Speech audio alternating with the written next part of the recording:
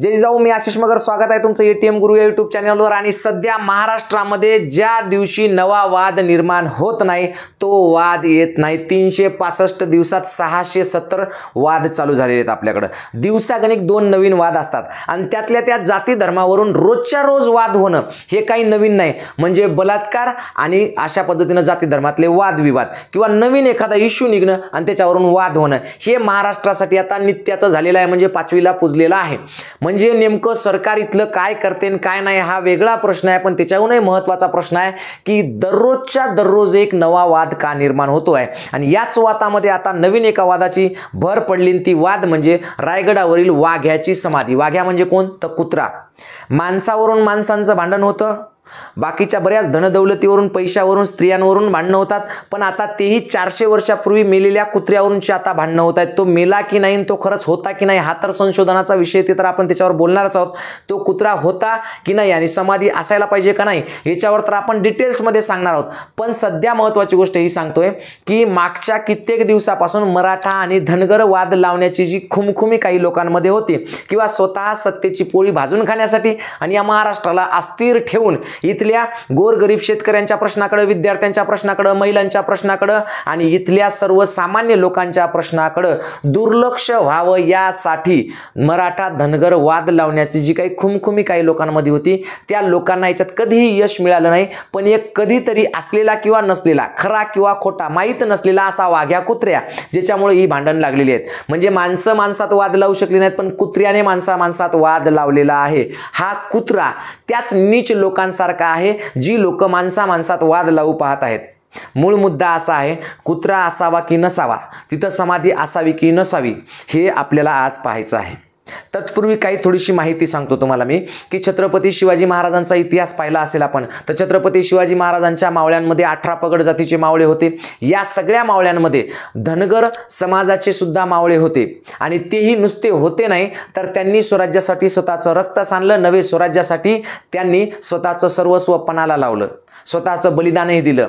तुम्हाला सांगतो की मल्हारराव होळकर जे होते त्यांनी स्वतः मराठा साम्राज्याची सत्ता इतकी वाढवली, इतकी मजबूत केली, अक्षरशः त्यांनी दिल्ली सुद्धा आपल्या ताब्यात घेतली होती। आणि म्हणूनच आपण तेव्हापासून म्हणतो की दिल्लीचेही तख्त राखितो महाराष्ट्र माझा। म्हणजे या महाराष्ट्रानं दिल्लीवर सुद्धा आपली सत्ता काबीज केली होती किंवा दिल्लीची सत्ता काबीज केली होती। एवढंच नाही तर त्यानंतर मल्हारराव होळकरानंतर अहिल्यादेवी होळकर यांनी सुद्धा मराठा साम्राज्याचा विस्तार केला, नवे मराठा साम्राज्याचं संरक्षणही केले। अंतर्गत लढाया होत्या, पेशव्यांसोबत त्यांची लढाई झाली, पेशवा त्यांना लढाईला यायला तयार झाला होता, तेव्हा स्वतः अहिल्यादेवी होळकरांनी स्वतःची एक महिलांची फौज तयार केली आणि फक्त एक पत्र पाठवलं की तुम्ही माझ्यासोबत लढायला येताना या, अडचण नाही, तुम्ही जिंकले तर काही फरक पडणार नाही, असंही आता मी आहे आणि माझ्यासोबत सगळ्या स्त्रिया आहेत। तुम्ही एका स्त्रीला हरवणं किंवा स्त्रियांच्या फौजेला हरवणं याच्यात तुमची कोणती मर्दुमकी दिसणार नाही, पण जर मी तुम्हाला हरवलं तर एका स्त्रीनं तुम्हाला हरवलं म्हणून कुठेही तोंड दाखवता येणार नाही। आणि यावेळेला मग पेशव्यांनी काय केलं तर लढाईच्या मैदानावर जाण्या अगोदरच लढाई कॅन्सल केली।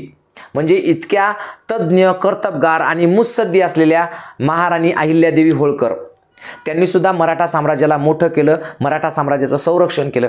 त्याचबरोबर त्याच्या पुढच्या पिढीमध्ये जर आपण गेलो आत्ता अलीकडच्या, तर आपल्याला असं दिसेल की राजर्षी शाहू महाराजांनी स्वतःच्या घरातली मुलगी स्वतः धनगर कुटुंबात दिली, म्हणजे एका धनगराशी त्यांचं विवाह किंवा लग्न लावून दिलं। याच्याहीपेक्षा सगळ्यात महत्त्वाची गोष्ट सांगतो की छत्रपती संभाजीराजे जे होते, छत्रपती संभाजीराजांच्या जन्मानंतर त्यांच्या आईची तब्येत हळूहळू खराब होत गेली आणि त्यांच्या आईची तब्येत खराब झाल्यामुळे बाळाला दूध नव्हतं।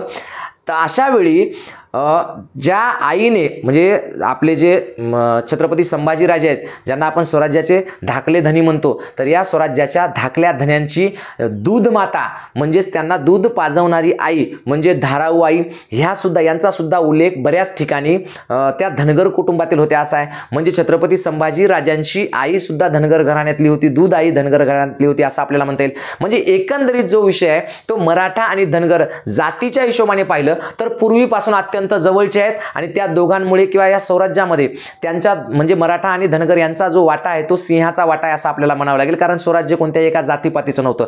पण एवढं सगळं असून सुद्धा सध्याच्या कंडिशनला किंवा सध्याच्या परिस्थिती मात्र धनगर आणि मराठा वाद लावण्यासाठी लोक फार प्रयत्न करत आहेत। त्यातल्या त्यात हा सगळ्यात वाद उकरून काढण्यासाठी जे कोणी हे केलं असेल सुरुवातीपासून, तर त्या लोकांचं कामही तेच आहे। याच्यापूर्वी त्यांनी हिंदू मुस्लिम वाद लावण्यासाठी प्रयत्न केले, त्याच्यानंतर मराठा आरक्षणामध्ये खोडा घालण्याचा प्रयत्न केला, त्याच्यानंतर आता पहा वाघ्या कुत्र्याचं हे सगळं उकरून काढलेलं आहे. आता मुळात लक्ष्मण हाके हे सुद्धा काही कुत्र्यापेक्षा कमी नाहीत.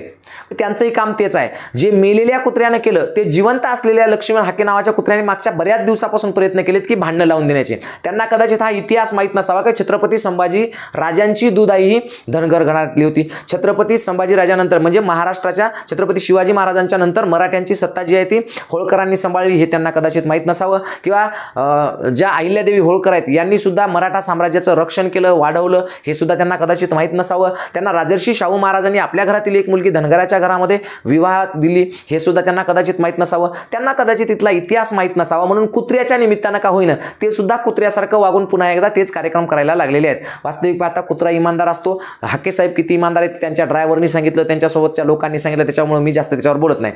आता मूळ मुद्दा असा आहे की खरंच रायगडावर छत्रपती शिवाजी महाराजांच्या समाधीच्या बाजूला वाघ्या कुत्र्याची समाधी असावी की नसावी किंवा त्याचं जे स्मारक आहे ते असावं की नसावं याचा जर विचार करायचा असेल तर तो भावनेच्या बाहेर जाऊन करावा लागेल. आपल्याला भावनेच्या बाहेर जाऊन म्हणजे इतिहासाला इतिहासाप्रमाणे पाहावं लागेल. आता ऐतिहासिक संबंध किंवा ऐतिहासिक संदर्भ जर आपण पाहतो म्हणलं तर आपण शिवभारत सारखं पुस्तक असेल किंवा त्याच्यानंतर अर्जुनराव केळुसकरांचं पुस्तक असेल किंवा त्यानंतर खूप एकदम बारकाईने अभ्यास केलेलं जे असेल तर ते यदुनाथ सरकारांचं पुस्तक असेल. हे सगळं जर आपण पाहिलं तर याच्यामध्ये आपल्याला कुठेही कुत्र्याचा उल्लेख सापडत नाही. म्हणजे मुळात कुत्र्याचा उल्लेख किंवा कुत्र्याचा संदर्भ कोणत्याही याच्यामध्ये येत नाही. कुत्र्याचा संबंध पहिल्यांदा एका नाटकामध्ये आला होता. एका नाटकात कुत्रा दाखवला होता आणि तिथून पुढे मग तो कुत्र्याचा संबंध जोडण्यात आला. आता त्यातल्या त्यात कुत्र्याचा संबंध धनगर समाजाशी जोडणे किंवा लक्ष्मण हाके किंवा इतर लोकांनी म्हणले की कुत्रा म्हणजे ते आमच्या याचं प्रतीक आहे किंवा काही, तर हे सुद्धा खरं नाही आहे. कारण खंडोबा, आता मी स्वतः मराठा आहे, मराठा असून सुद्धा माझं कुलदैवत जे आहे ते खंडोबा आहे. म्हणजे अशा पद्धतीने हे सगळे कुलदैवत असतात. खंडोबा म्हणजे मरीमाय, पुचिमाय, खंडोबा, मसोबा,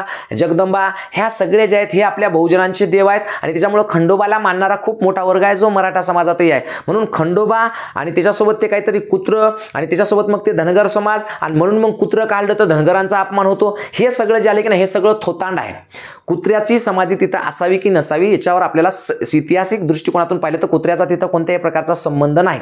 म्हणजे तो इतके दिवस होता तरी काही फरक पडला नाही आणि तिथून पुढे काढून टाकलं तरी काही फरक पडणार नाही. पण एक गोष्ट मात्र महत्त्वाची आहे की जेव्हा एखाद्या ठिकाणी आपण एखाद्या या महाराष्ट्राच्या स्वराज्य निर्मिकाची समाधी असते अशा ठिकाणी ती समाधी जी आहे ती फक्त तिथं त्यांची समाधी असणं उचित का आहे?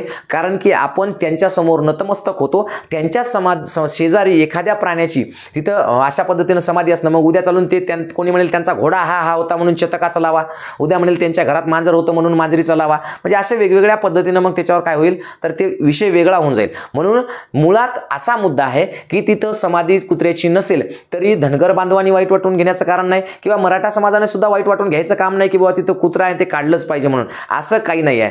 ते कोण ठरवायचं आहे तर इथल्या इतिहास संशोधक जे आहे किंवा भारताचं किंवा महाराष्ट्राचं जे इतिहास मंडळ असेल किंवा जे कोणी म्हणजे अभ्यास करतात इतिहासाचे अभ्यासक आहे त्याच्यावरची जी काही कमिटी असेल एखादी समिती असेल त्या समितीने इतिहासाचा योग्य तो अभ्यास करावा, त्याच्यातले संदर्भ शोधून काढावे आणि त्या संदर्भामध्ये जर तसं काही असेल ते जर सापडत असेल तत्कालीन संदर्भामध्ये किंवा कुठे तर त्यांनी ते तिथं ठेवावं आणि जर तसं काही सापडत नसेल ऐतिहासिक तशा काही नोंदी नसतील संदर्भ नसतील तर ते काढून टाकावं. इतका सोपा हा विषय. याच्यामध्ये जनतेनं म्हणजे मराठा समाजाला सुद्धा माझी कळकळीची विनंती आहे की तुम्ही सुद्धा अशा पद्धतीनं कुत्र्या आहे म्हणून धनगरांचा घेऊन जावा किंवा मग तुमचा कुत्रा तिथं काय करतोय किंवा अशा प्रकारची कोणतीही चुकीची कमेंट करू नये. माझी तुम्हाला कळकळीची हात जोडून विनंती आहे आणि धनगर बांधवांना सुद्धा कळकळीची माझी विनंती आहे सांगणं आहे की जर समजा तो कुत्रा तिथून काढला काय ठेवला काय, तुमच्या कर्तृत्वाला आमच्या कर्तृत्वाला या स्वराज्यामध्ये ज्यांनी हे सगळं कर्तृत्व दाखवलं त्या कर्तृत्वावर कोणताही फरक पडणार नाहीये. त्याच्यामुळं ती गोष्ट आपल्या काहीतरी विरोधातली आहे किंवा आपल्या सपोर्टमधली आहे हे सगळं विसरून जा. हे सगळं आणि सगळं फक्त याच्यासाठी होतंय